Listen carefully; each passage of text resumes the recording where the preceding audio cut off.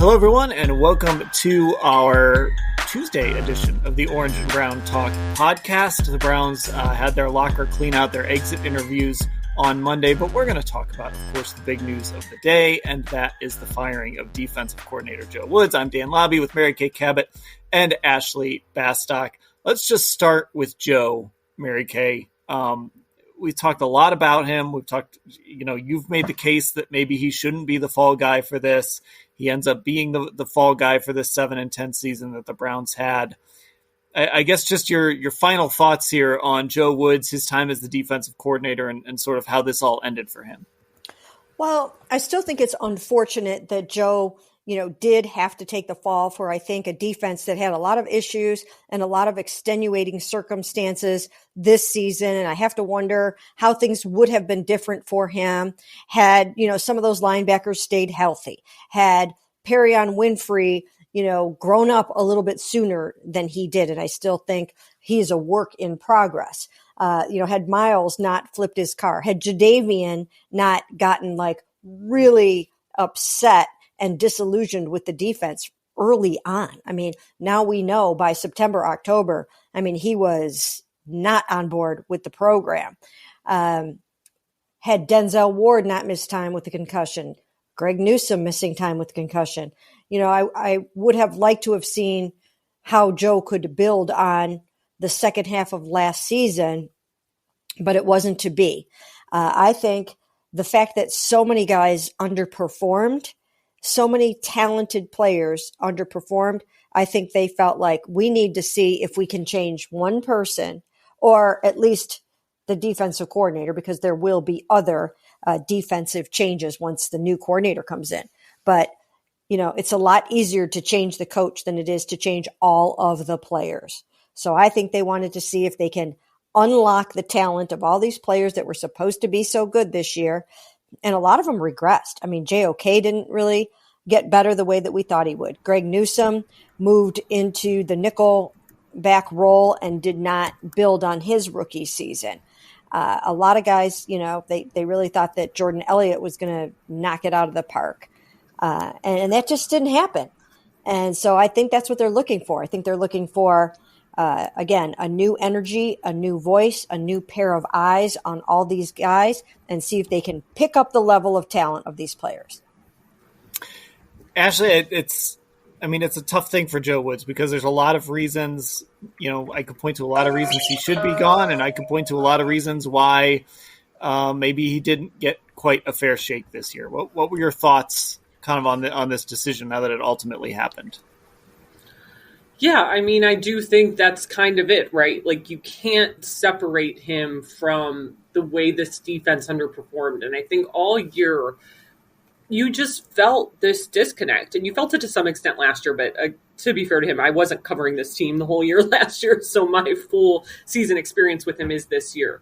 And there are multiple times where you can think to, and including today, where guys bring up things like shortening the menu and making things less confusing. And I thought going back through today, it's like JJ3 to me gave the best kind of answer about this, where Greg Newsome's the one who brought it up today about maybe simplifying things a bit, which is common. I think coach speak you hear whenever there's a coordinator change. We're probably going to hear it a lot coming up here really soon. So simplifying things so that guys can be thinking less and making plays more.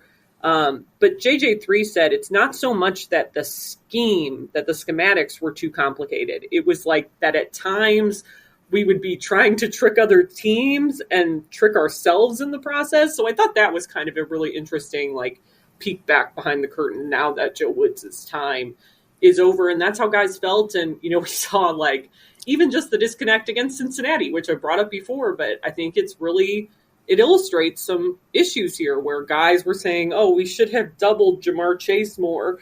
And Joe Woods comes out and he's like, well, actually, after we reviewed the film, we did better in the one-on-one matchups with him, or Denzel, did better in the one-on-one matchups with him than we did when we were doubling him. We had better results.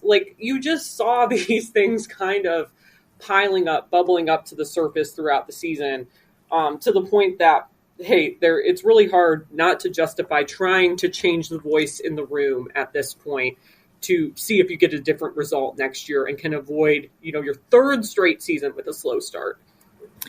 So, Mary Kay, you and Ashley have both sort of made the key point here, right? And you laid it out as you're trying to change one person because you can't change however many people. So they're kind of rolling the dice. And yes, there are going to be defensive changes, right? But Myles Garrett is still going to be your star defensive end. Denzel Ward, Greg Newsome, Martin Emerson, these are the guys who are the core of your secondary. Grant Delpit, probably still going to be here, especially after the strong finish to his season. Jeremiah Wusu-Koromoa, going to be back and healthy. We'll see what happens with a guy like Sione Takitaki. But they are sort of banking on this. You're going to bring in a new coordinator with a new scheme, and it's going to kind of supercharge these guys a little bit, which is a little bit of a roll of the dice, right? Mm-hmm. It really is. And I think that, again, they are looking to see if they can't change up every aspect of the defense from this season. Everything, I think, from the communication to the discipline to everything else. There were a lot of behavioral problems. There were a lot of guys that had to be benched for one thing or another. So do they think that somebody with a firmer hand will do a better job with some of these guys? Maybe get a better handle on Perion Winfrey, who needed to mature and grow up. Do they think that perhaps a new coordinator would have been able to manage Jadeveon Clowney's issues better this season? Maybe be more aware of them. I do think that some players did not necessarily feel like they just had this open dialogue with Joe Woods, where they just did not, even though there is an open door policy on the Browns, I don't know if they felt super comfortable just going back and forth with him the way they might have wanted to. So, I think that's going to be key when Kevin Stefanski interviews these coordinators. I think that piece of it, the leadership of that position and how the communication is going to happen and how the discipline is going to happen will be a big piece of it. And there's some interesting names. We're going to talk about those names just so everyone knows that after the break, there's some interesting names that kind of fit what you just said, Mary Kay. Ashley, so I think there's the last 2 years have sort of been about scapegoating a little bit, I think. You had Baker Mayfield last year, right? So you went out, you got Deshaun Watson, and now it's kind of, all right, Kevin, you got to make this work. And if it doesn't, there's not really anybody else to sort of put this on. Now on the defensive side, it's the defense didn't live up to expectations. We're going to blame Joe Woods. And I will mention, we talked to Andrew Berry and Kevin Stefanski today, and Andrew Berry did not blame it all on Joe Woods. I want to make that clear. I'm talking from a fan perspective. The defense was not good enough. Everybody's going to blame it on Joe Woods. He's out, going to bring in a new coordinator. But there's this sort of uncomfortable thing here where if this new coordinator comes in and this thing isn't fixed, now the people who acquired this talent don't have anywhere to hide. It kind of comes back on them a little bit. And this is something we've talked about. Like, they do own a piece of this defense and sort of how they built this roster. Is it fair is it fair for me to kind of say, like, if this doesn't work out, then maybe some fingers are going to start pointing towards Andrew Berry and some other people? Maybe, but I do think, like, if we're going to go down this road of the blame game and scapegoats, right? I do think for the people who put together this team, there is one more obvious scapegoat that could come under siege, like, next year, right? Like, it's the way we talked about this today, Dan, you and I. The way that Joe Woods was talked about at the beginning of this season, or was like, hey, this is kind of like the make or break year for Joe Woods, was the conversation with him. Like, doesn't it feel like that could be or is going to be the way we talk about Kevin Stefanski next season? Because it kind of feels like that to me. Like, you got rid of the defensive coordinator this year, but like next year, you can't start slow and be like, I don't know, like maybe we made a mistake at defensive coordinator, or maybe Mike Prefer needs to go. Like, next year, I think if it would be a bad start or a bad result or another underwhelming season. I think a lot of the more finger pointing, especially on social media than already is happening, is going to head Kevin Stefanski's way. And I think then that's when I personally would start to wonder, like, hey, how safe is this guy, or how hot is his seat, in a way that I'm not currently wondering. But I do think next year, that's kind of when all gloves are off with him in year 4 as head coach here. Yeah, Mary Kay, I mean, that's sort of everybody. I guess I feel like everybody sort of enters next season on, I don't want to say like the hot seat, but like their seat's a little warm next year, right? Like, you get off to a slow start next year. The offense isn't very good. The defense maybe doesn't live up to what you hoped it would have under a new coordinator. I think it gets a little bit uncomfortable. I think we've reached that point here. Well, it went in the wrong direction. I mean, it went in the wrong direction. If the Steelers can win 9 games this season, certainly the Browns could have won more than 7 games and should have won more than 7 games. And obviously they are pinning that on the defense and the issues there on defense. I think there were also plenty of issues on special teams that need to be addressed. And we didn't even get a straight answer yet out of Kevin Stefanski on whether or not he's going to retain Mike Prefer. When given the opportunity to say today that Mike Prefer is staying, he did not do that. So I don't know if that's the next thing to think about or to wonder about. But certainly the program went in the wrong direction this year, and it shouldn't have. Even with Jacoby Brissett starting those 11 games, this should have been a talented enough team to win 2 or 3 more football games. And a lot of it came down to losing the turnover battle too. I mean, I think I counted it up yesterday. I think they lost 9 games when they didn't win the turnover battle. So, that's got to change next year somehow. They can't be, even yesterday, you can't be turning the ball over like that and then not taking it away. They started to take it away. But that's got to be a point of emphasis next season, is not losing the turnover battle 9 times, or not winning it 9 times. But it just to regress from last year, because really, by all accounts, I think we can agree that Jacoby Brissett is, in some respects better than Baker Mayfield, right? So they shouldn't have regressed this year.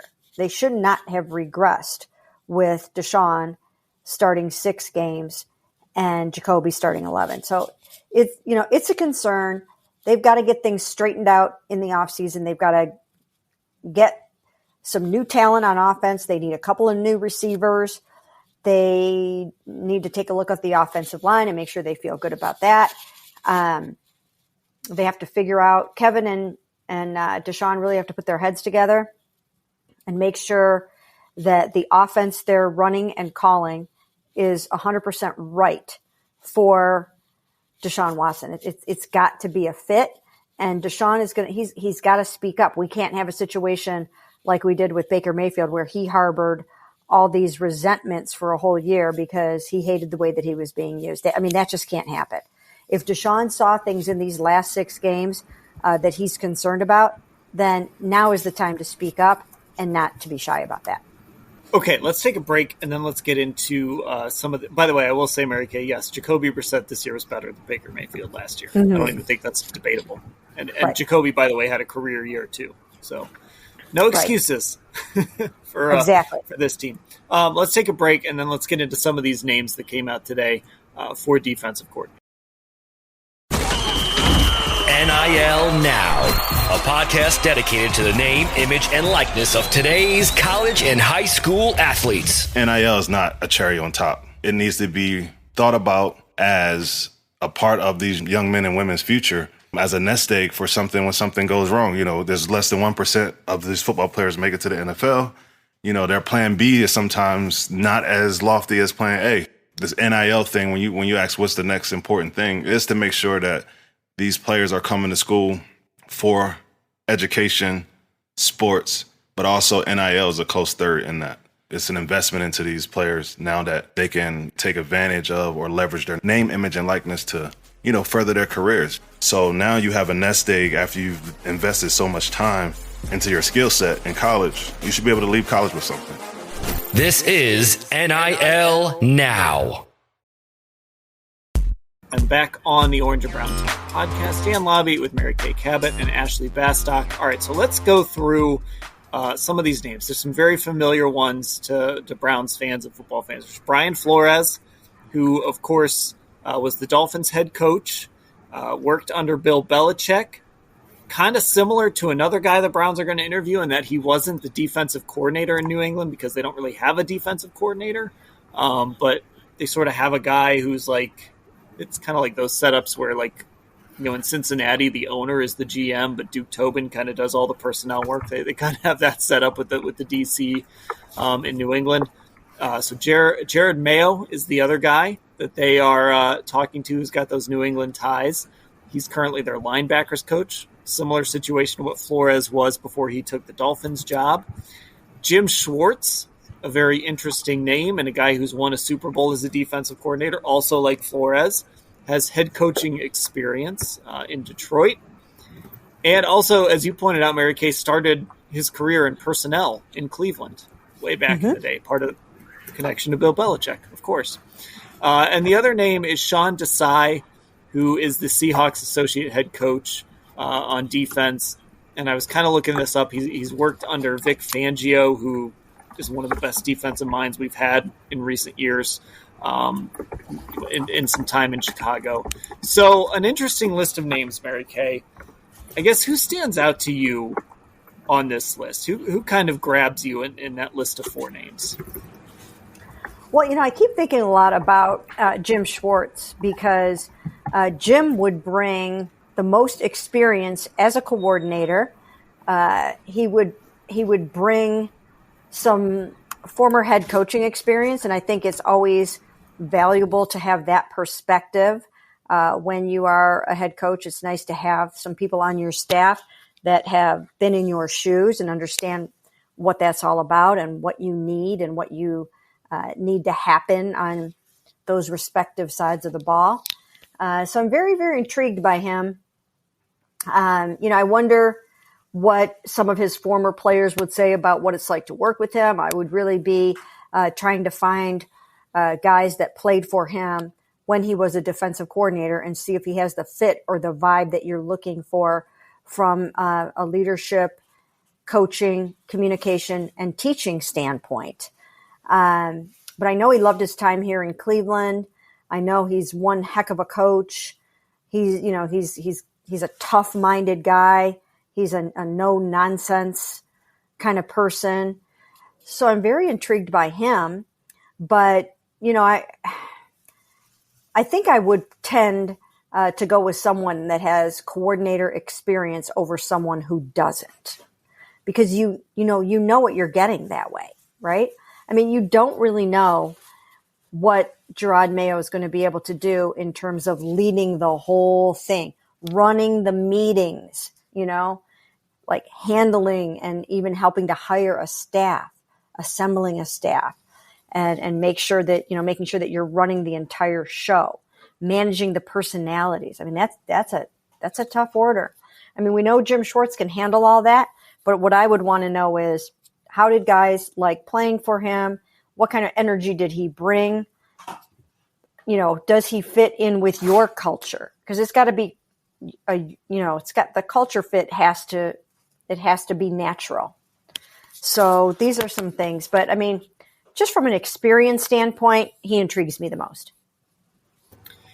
Ashley, I think I agree. I think Jim Schwartz is the guy that I'm like, oh, okay. He runs a wide nine, has done a lot of four-man fronts, which is sort of what the Browns do now. He's a very intriguing guy. But I also know a lot of Browns fans are kind of looking at Brian Flores, and they're very interested in him as well.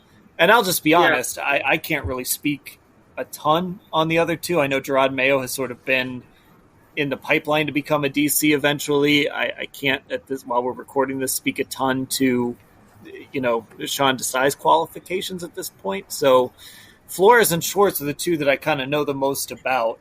And I do really like, I would take either, but I do kind of wonder what a guy like Jim Schwartz could do with this defense.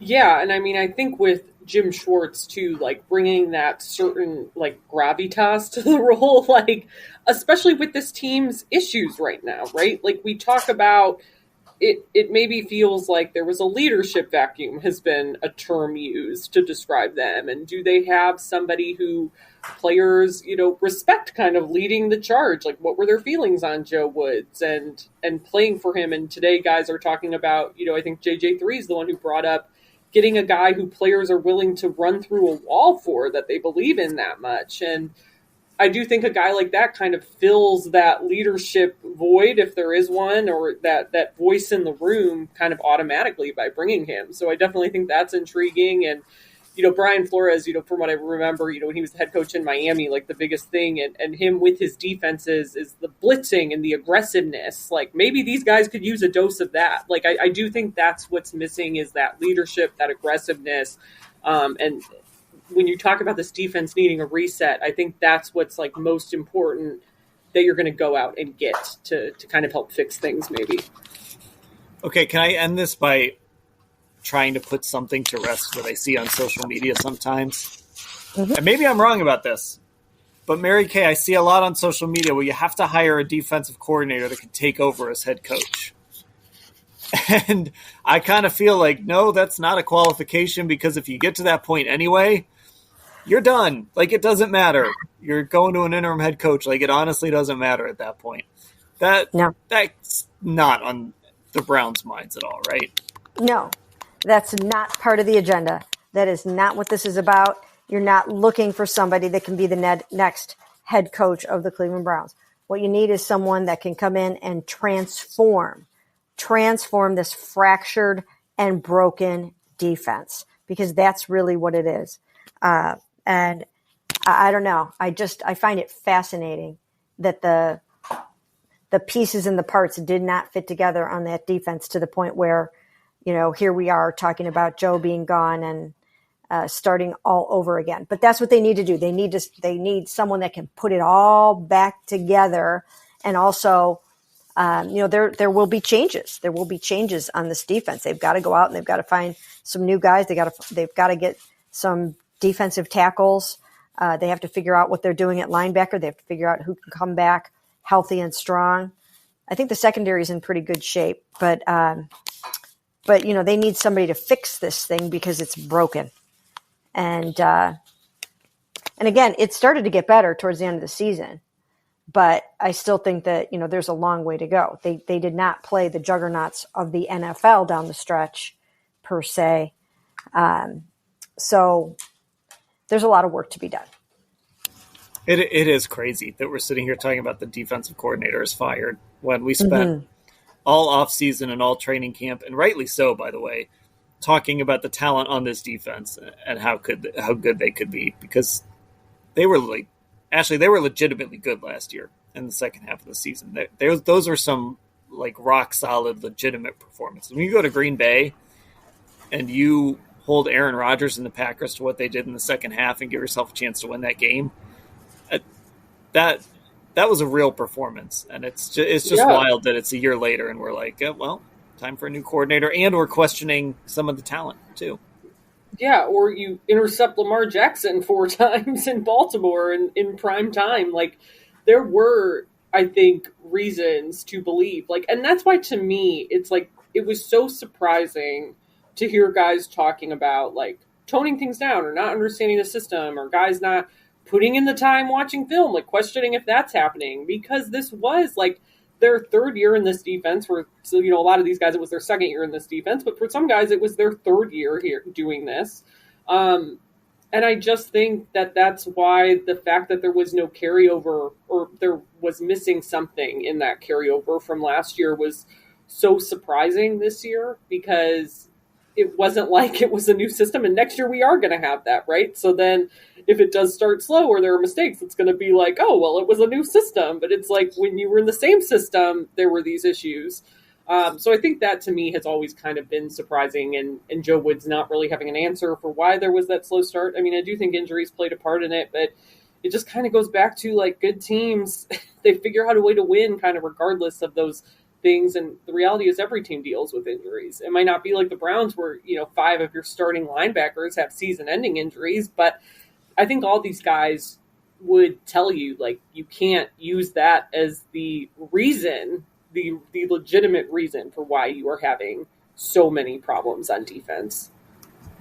So the Browns part ways with Joe Woods here on a Monday, the day we're recording this. We will come back. I know normally on Tuesdays, that's when you get your Hey Mary Kay podcast. We pushed that back a day since it was end of season stuff. We have our texters really well trained. There were some people that didn't even need prompted Mary Kay, and they went into our replies and they were like, hey, I know you haven't asked for questions yet, but I've got a Hey Mary Kay question. So save those. You might need to resend them. I'll try to find them again, but we'll put out that call to our texters tomorrow, and we'll record a Hey Mary Kay podcast for Wednesday. If you want to get involved, Football Insider, cleveland.com/Browns, the blue banner at the top of the page to get the info for that and get signed up. And make sure you're subscribed to our podcast because we got a busy offseason coming. Apple Podcasts, Spotify, and also search Cleveland Browns on cleveland.com on YouTube to get all of our videos and this podcast in video form, I guess. Audio form as a video. You'll figure it out. All right, that'll do it for this edition of the Orange and Brown Talk podcast. For Mary Kay and Ashley, I'm Dan. Thanks for listening.